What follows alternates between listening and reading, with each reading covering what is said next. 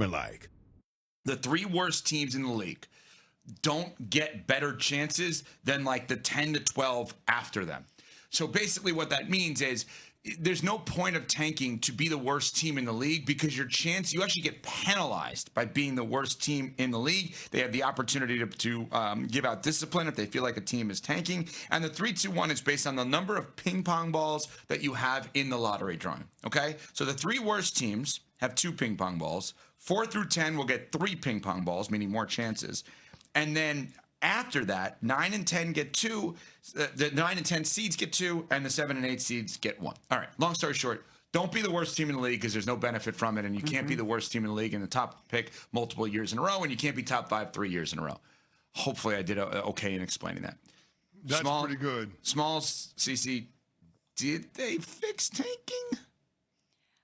They're doing their best to decentivize it from these teams. I mean, we'll see if it bears out, but they are actively taking steps to say, we are not going to reward you anymore for losing.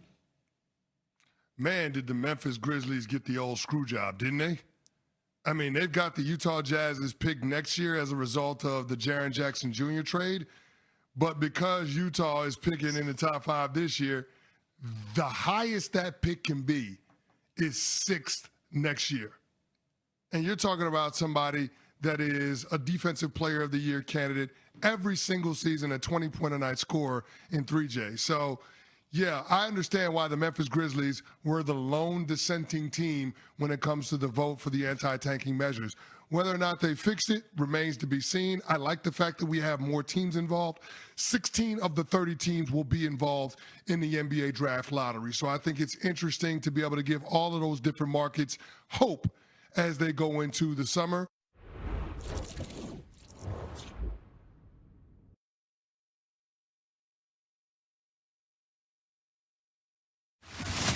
This is unsportsmanlike. We need Chet Holmgren. When he's the best version of himself, we're the best version of ourselves. Complete no-show. Wimby straight up took his heart, snatched his soul. Chet Holmgren was scared, took a peek. He has to look himself in the mirror and go get better this summer. That's a fact. We are Unsportsmanlike here on ESPN Radio. ESPN2, we are presented by Progressive Insurance. Hello, Michelle Swallow, Chris Canty, Evan Cohen with you on your home for the NBA Finals. ESPN Radio, ESPN app, presented by Gusto. We left off talking about the Thunder. Spurs and Knicks, obviously in the finals, rematch of 99. But the Thunder falling apart, up 3-2, and specifically Chet Holmgren was terrible. Didn't even take a shot in the second half, 1 of 2 from the floor in that game, which is completely unacceptable, obviously. And we left off with the idea of, should the Thunder get in the Giannis sweepstakes? Which, again, I'll be clear, I believe that now the full market is there to make offers to the Bucks. I do not believe the Spurs were ever going to make an offer, and I do not believe the Knicks didn't need to at this point, or don't need to, at this point. So now the Thunder are alive, if they want to. Should they get involved in the Giannis sweepstakes? I will say this about Giannis. I think that a lot of people are going to have more serious conversations about trying to make a move in order to acquire him, because they finally feel like the Bucks are in a place where they're ready to move on from him and reset their franchise. I don't think that you could say the same thing last summer or the summer before that. Even though Giannis has flirted with the idea of playing other places, even though he said a lot in his silence when it comes to these headlines that have been popping up, I think this is the first time in a long time where both sides are legitimately expecting that there could be an offer this summer that puts him on the move. So with that said, given everything that Oklahoma City has in the way of picks and players, I absolutely think that there will be conversations, but it ultimately depends on what it would cost OKC in order to move on from him. Because I do agree with you, Evan. I don't think that Sam Presti is interested in blowing up the core of his team in order to acquire Giannis. Yeah. But in order to get something, you got to give up something. And so the question becomes, did this postseason illuminate flaws in this team that Giannis can fix? And if so, what ends up being the cost of acquiring the player? Okay, so if you go ahead, I'm sorry, would you do it before we get into that? I'm with you. I would certainly inquire. I would see what it would be like, but from a fit perspective, I would be a little wary. With this group, you have proof of concept that you can win a championship. Obviously, they were not whole. That was pre-Wemby, though. That was pre-Wemby. Pre-Wemby, but a year ago we sat here and we praised the Thunder not only for the talent that Sam Presti had acquired, for them being patient and letting him build this team throughout this process, but just the culture and the fit of all of the players. And Evan, you talked about Giannis maybe not being the same as them from a cultural standpoint. I also wonder how you bring in a figure like Giannis and how all of a sudden he's supposed to coexist with the two-time MVP in Shea.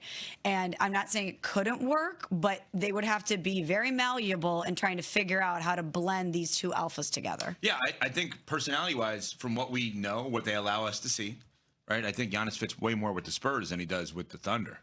Right, he's like Steph Curry fits with the Thunder. Klay Thompson would have fit with the Thunder, right? Tyrese Maxey fits with the. I'm just thinking of guys that you think of in the way in which they play, but also like their mentality. I don't see it. And by the way, maybe that's what Sam Presti decides, the person who runs the Thunder, that they need to kind of balance it a little bit. Like these guys play with joy. These guys play with that Kobe-like Mamba mentality, and let's combine them into a great team. That's awesome. But if you're trying to acquire players in the same genre, let's say, as the ones you have, he doesn't necessarily fit that.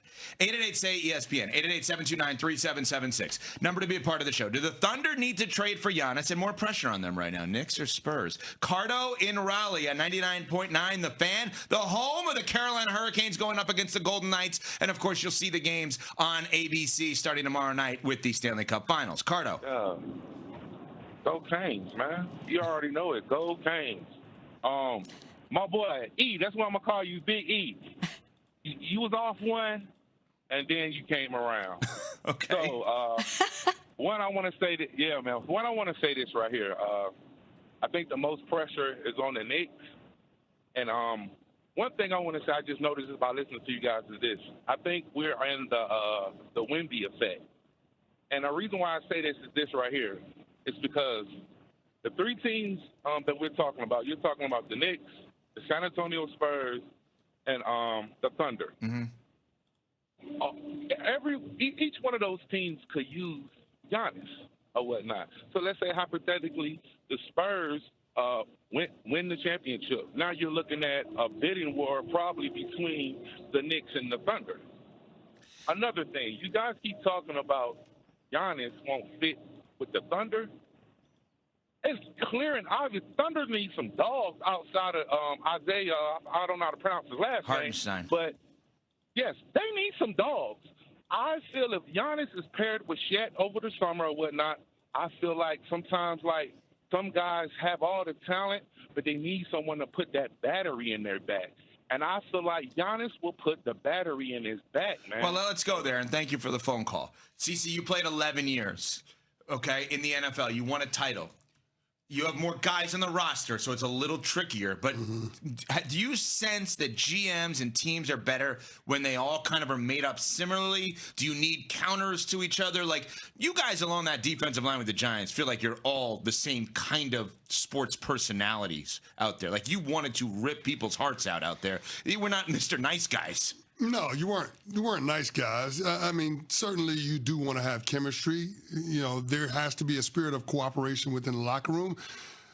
And you don't want to disrupt the chemistry that OKC has shown because they can do it at a championship level. But that was before the ascent of Wemby. And now that we're here, we have to acknowledge the reality of the landscape of the Western Conference. And when the back-to-back MVP calls the season a failure, that's loud. That is loud, and I'm sure that Sam Presti hears it, because the last thing you want to do is not put a player like SGA in position to contend for titles. And I will say this, the Thunder are not in the NBA Finals, not because SGA didn't hold up his end of the bargain. It's because of the others. And so what Sam Presti has to decipher is whether or not the performance of Chet Holmgren, the injuries of J-Dub, the underperformance of some of the other players, is that an aberration? Or is that going to be the norm when they're matched up against these San Antonio Spurs? Because if it is the latter, then you have to go out and make a move for a guy like Giannis. Team chemistry be damned. I'm sorry, but I think that when it comes to trying to contend against all-time great players, you have to have all-time great players. And there is no question that Giannis is an all-timer. Sure. And so when you put Giannis with a group of good players like the Oklahoma City Thunder have, I will always bet on the greatness of a player being able to figure it out with other guys, especially guys that have won championships. So if I had to make a lean and it didn't cost me any of my big three, I would absolutely pull the trigger on a Giannis trade if I'm the Oklahoma City Thunder. Think about how special Wemby is. He's 22 years old. This is his first playoffs run. And he's so dominant and so transformational that we're talking about a team that just won it all last year, that is primed to go on a dynastic run. We're talking about them potentially blowing it up to go out to get Giannis, because how else are you going to be able to stop that guy? It's his first playoffs, and he's 22 years old, and he's in the finals.